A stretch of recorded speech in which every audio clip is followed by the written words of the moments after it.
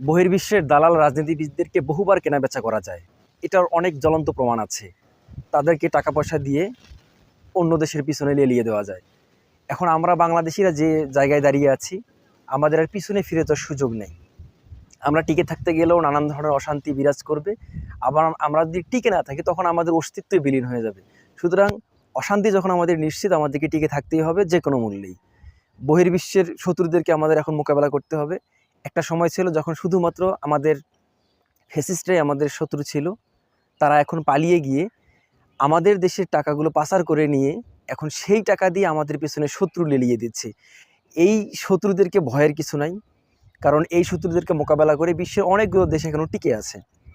আমরা যদি ঐক্যবদ্ধ থাকতে পারি, তারাও আমাদের তেমন কোনো কিছু করতে পারবে না।